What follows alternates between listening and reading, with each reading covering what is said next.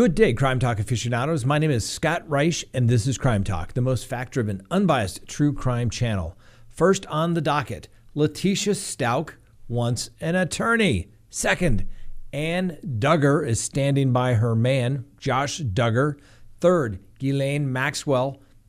She's had her trial delayed. We'll explain why. Fourth, this is just gross. And finally, our dumb criminal contestant of the day. Let's talk about it.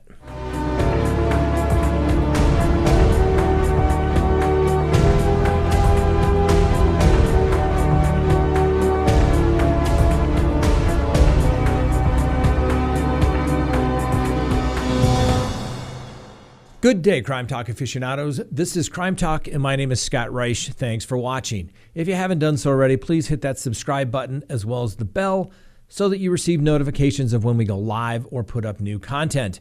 Tonight is Tuesday, and we will be going live at 6 p.m. Mountain Time. Please join us right here on YouTube as well as Facebook. We're going to have a great show. Immediately following our live program, we will do our Patreon members live. But with our Patreon members, you can also phone in. So if you have a question or a case you'd like to talk about, make sure you become a Patreon member and please join us. All right, first on the docket, Letecia Stauch. For those who do not recall, she has been charged, and this case has been nothing but a mess from the beginning. It was originally delayed because of COVID. It was delayed because Letecia Stauch was arrested in South Carolina and brought back. She fired her attorneys. She was going to do it pro se. The court granted that request to proceed pro se, and now she is asking for an attorney. Let's take a look at what she actually filed. Here's a handwritten motion filed with the court by Letecia Stauch. It states, I, Letecia Stauch, hereby request the appointment of a state attorney instead of the public defender's office. And then the majority of the pleading is blacked out, redacted, and there's just a signature at the bottom or signed Letecia Stauch. Now, what does this really mean? The court took this as a motion to appoint the public defender. The court has set this matter for a hearing tomorrow afternoon at 3 p.m., basically for an appearance of counsel. This is going to further delay the proceedings. Why, you might ask? Well, once the public defender is off the case, they stop working on it. They're going to have to once again get up to speed, reschedule hearing dates that I'm sure have already been set with other matters because this case was off their docket. So anticipate the preliminary hearing, proof evident presumption, great hearing being delayed. Now, what Letecia Stauch is also asking for is not what the judge gave her. Now, when one is in custody, you have a right to an attorney, and therefore you would be appointed the public defender. If there is a conflict, then a private attorney would be appointed at state expense from the Office of the Alternate Defense Counsel. But there has to be an ethical conflict that would warrant the public defender to get off. Here, irreconcilable differences simply to the effect of you cannot get along with the Office of the Public Defender, you don't like their attorneys, whatever, is not an ethical conflict. That's why the court reappointed the Office of the Public Defender. If the public defender believes that there's an ethical conflict, they would then have to file a motion to withdraw, and then a private attorney would be appointed to represent Ms. Stauch. But there doesn't appear to be anything, and therefore she is going to get, more than likely, the same public defenders that she didn't like that were on the case previously. We will keep you up to date on how this hearing goes tomorrow. Next on the docket, Duggar is standing by her man, Josh Duggar. Hello, I'm Josh Duggar. Hello, I'm Josh Duggar. Hello, I'm Josh Duggar. That's right. As you may recall, we talked about last week, and Josh Duggar is set for an arraignment detention hearing on May 5th. We'll see if Josh Duggar gets released anytime soon back into pretrial custody. These are tough cases for the court to decide whether they should let somebody back into the community. First question is going to be, where are they going to stay when they are released from custody? In this case, Josh can't go home to Anna and his 6 other kids with one on the way because he's not going to be able to be around anyone under the age of 18 for obvious reasons. Why is that, you might ask? Well, that's because the 2-count indictment alleges receipt of child pornography as well as possession of child pornography. And let's face it, that's not a good indicator that you should be hanging around children, even your own. That's right. And given the fact that there's been previous allegations made by Josh's own sisters as well as other young ladies years ago when he was a teenager, that he would allegedly fondle them while they were asleep, that would be a poor indicator that he would be safe with anyone under the age of 18. Now, Josh's wife, Anna, is standing by Josh, and she, in fact, apparently accompanied him to the Fayetteville detention center when he turned himself in. She has no plans to divorce. As stated, they have 6 children together and 1 on the way. Apparently, people close to Anna are simply asking that everyone pray for Josh and Anna. Obviously, we're going to give Mr. Duggar the presumption of innocence because, like anyone accused of a crime, and if it was you or your family, you would demand and want the same presumption as well. And these cases, when they hit the federal court, are a little more unique than they are when it comes to state courts. State courts usually deal with things that happen and then they try to solve it and charge somebody. Like, ooh, there's a dead body. We should probably figure out who did this and then charge somebody. In the federal courts, they usually build a case. They have a lot of information. They usually have much more resources than the states do, and they take their time. If you look at the conviction rate in the federal system, it's still higher than the state system, but it's like 98.9% conviction rate in the federal court. And of course, about 98% of those cases wind up in plea bargains. Why in plea bargains? Because the consequences are so high.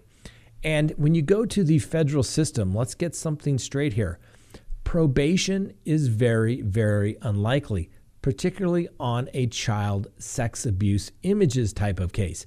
That is a go to prison kind of case. There's a lot of factors that go into it, particularly the number of photos. How many times were they downloaded and sent out to other individuals? There's so many factors that come into play. And in this particular case, they have to be able to put Josh Duggar behind the keyboard and knowing that those images were there. If they had enough to charge him years ago when these allegations came forward and the investigation started, it obviously took some time, but the United States Attorney feels confident that they have enough to convict the case. Why do we know that? A prosecuting attorney cannot bring charges unless they ethically believe that they can prove their case beyond a reasonable doubt. This case should also move rather quickly, particularly if Mr. Duggar stays in custody. They'll have to get him to trial within 70 days unless the defense moves to continue, if they need to hire experts or do something to analyze the evidence in this case. We'll keep close eye on this particular case, and we will let you know how the detention hearing goes in a couple of days. Next on the docket, Elaine Maxwell.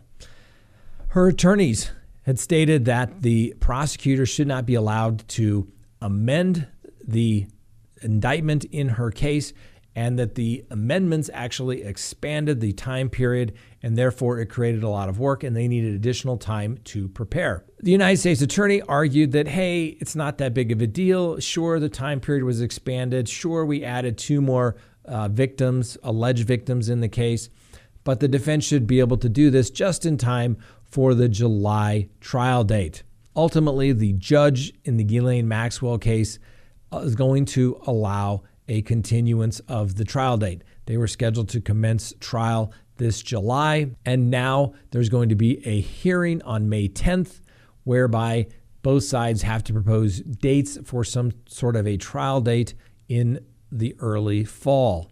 Now, who's really to blame for this? Yes, the defense needs time to prepare.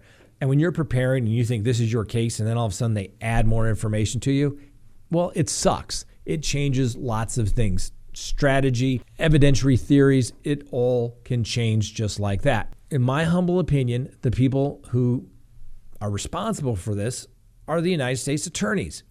The United States attorneys, like we just talked about, they have all the resources. They had all this information ahead of time. They're the ones that took it to the grand jury. They presented an indictment. And when you present that indictment and it is presented in court, that is the United States government saying, we are ready to go to trial within the speedy trial time clock. And then when they supersede and add information that you must assume they probably had some idea that it existed and it was out there, why didn't they bring it at the time? If they knew about it and didn't bring it, they shouldn't be allowed to amend. But the rules for amending and adding superseding indictments is very liberal, and they can do it literally almost up to the point of trial. And it creates chaos because you have to move dates that affects witnesses. It affects expert witnesses. It changes trial strategies. It's a complete mess.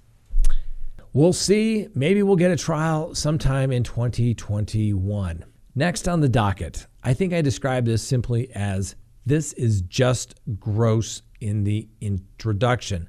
Well, Billy Gene Siebolt, 65, and here's a picture of his mugshot. He's been charged with 300 counts of incest. That's right. Incest. That's just gross, right? Well, he is alleged to have sexually assaulted a juvenile relative for 6 years. The juvenile alleges that Siebolt had sexually assaulted her at least once a week from 2014 to 2017 and again after 2018. Siebolt was arrested on April 28th and he's being held on a $1 million bond.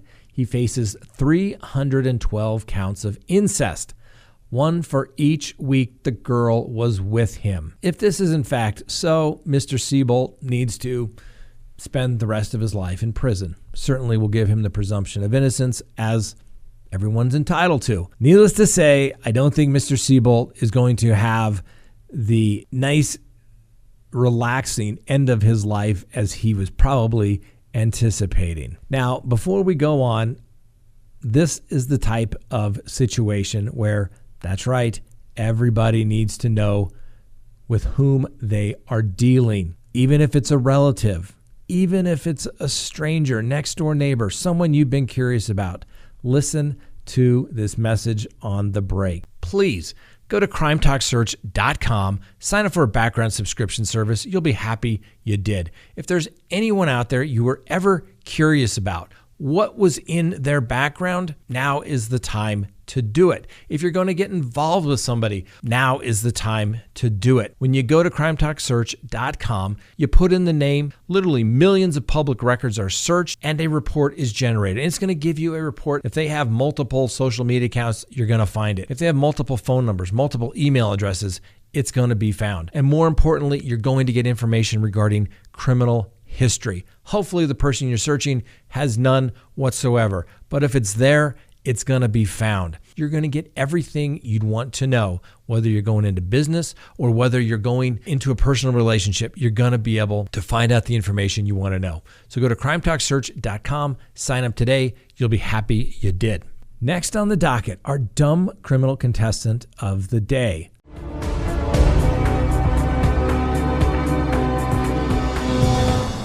Our dumb criminal contestant is Gail Metwally. She's 47 and she lives in Cecil County, which apparently is in Maryland. She has been charged with first and second degree attempted murder, first degree arson, first degree assault, 2 counts of malicious burning in the first degree, 2 counts of malicious destruction of property, and 2 counts of reckless endangerment. Apparently she got into a little bit of a argument with her roommates and somehow, well, that's right, somehow she may have lit the home on fire. But instead of saying, oh my gosh, the house is on fire, everybody get out, what did she do? Knowing that people were inside, she went and got a hat and a lawn chair and sat in the front yard to watch it burn. Now, I don't know if this woman has just absolute guts, boldness, or stupidity. But needless to say, she apparently realized what was going on and decided to walk away. The police ultimately caught her. How are they going to be able to say that it was Miss Metwally who did this? Well, a neighbor has it all on video.